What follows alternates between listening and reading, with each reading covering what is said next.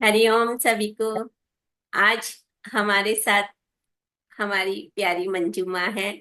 बहुत ही हर्ष की बात है। आज हम उनके मुख से सुनेंगे वाणी का भाव। हरिओम माँ। हरिओम सबको हरिओम।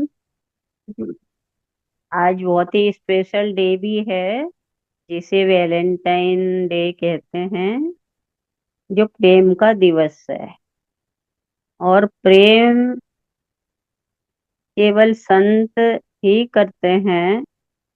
प्रेम क्या है ये भी संत ही जानते हैं। बाकी तो मनुष्य प्रेम को वासना ही समझता है, शरीर के प्रेम को ही प्रेम समझता है। लेकिन संत बतलाते हैं कि जिसने अपनी आत्मा को जान लिया, वो अपनी आत्मा से या अपने यानी अपने को खुद से प्रेम करता है, औरों से नहीं। औरों से प्रेम करना यानी शरीर से प्रेम कर रहे हो तो वो है वासना।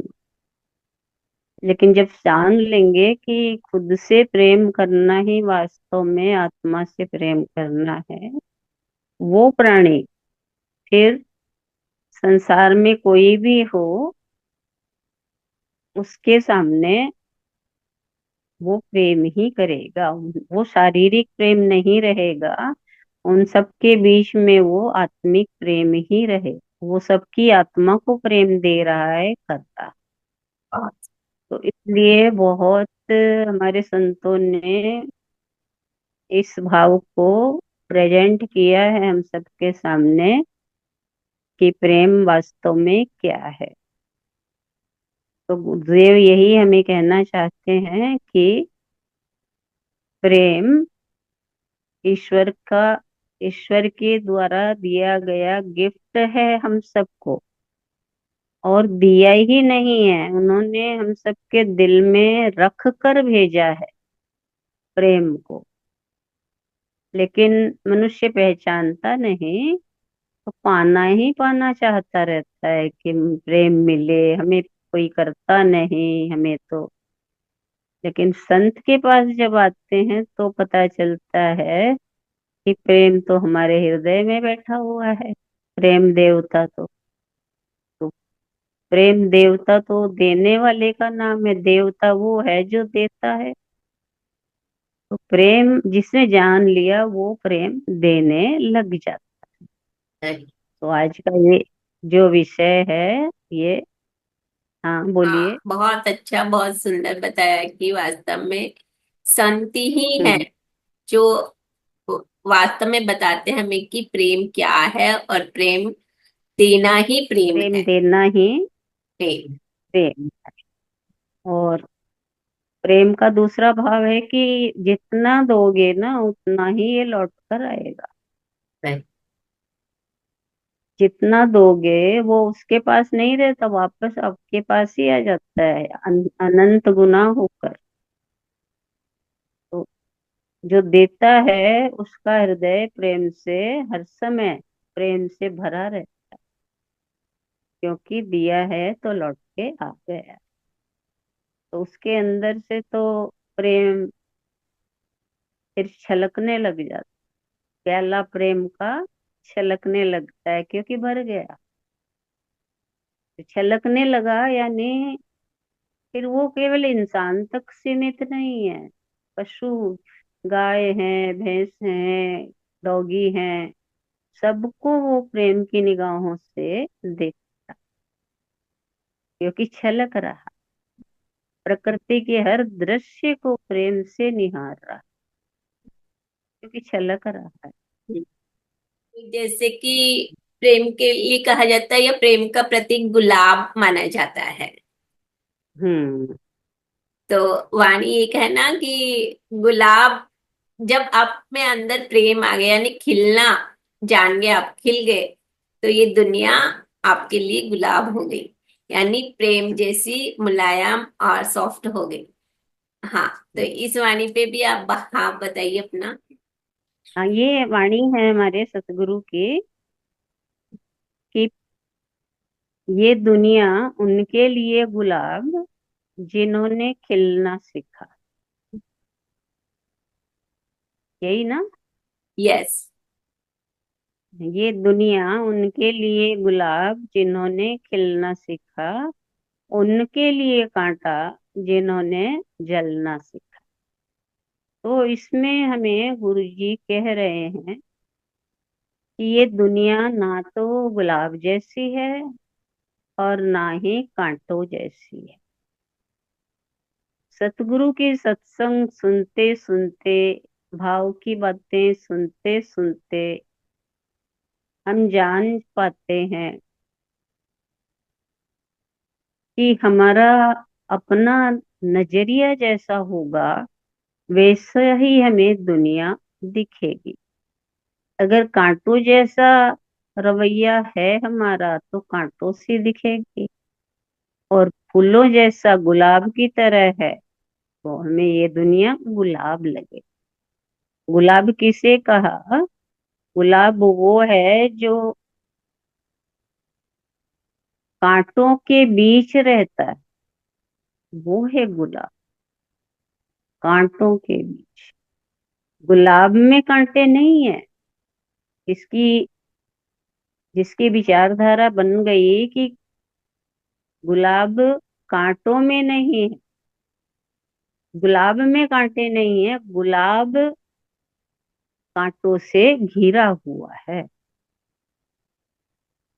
इसीलिए उसे प्रेम का प्रतीक भी कहा जाता। कांटों में घिरा हुआ है मतलब कि वो कांटों से भी प्रेम कर रहा है, इसीलिए अब ये कांटे उसकी रक्षा कर रहे हैं। कोई तोड़ने भी आता है गुलाब को तो उसको चुभ जाते हैं, तोड़ने नहीं दो, वे रक्षा कर। इसलिए कह रहे हैं कि ये दुनिया उनके लिए गुलाब जिन्होंने खिलना सीखा। खिलना सीखना है। जो खिलना सीखे नहीं है उनको सीखना है कि हम खिले खिले कैसे रहें। क्योंकि जीवन में तो दो स्थितियां रहेंगी, अच्छा बुरा, लाभ हानि, खरा खोटा, कष्ट प्रसन्नता। लेकिन दोनों में सम अवस्था कैसे हो कि हम खिल पाए। नेगेटिव आए तो पॉजिटिव आए तो दोनों अवस्थाओं में हम खिल पाए। ऐसी अवस्था जब हमारी बनती है तब वो प्राणी खिल पाता है। सम अवस्था बन जाएगी उसके भीतर की कि ये भी भगवान ने बनाया है और ये भी भगवान ने बनाया है, रात भी भगवान ने बनाई है तो दिन भी भगवान ने बनाया है, दोनों ही तो तेरे बनाए हुए हैं।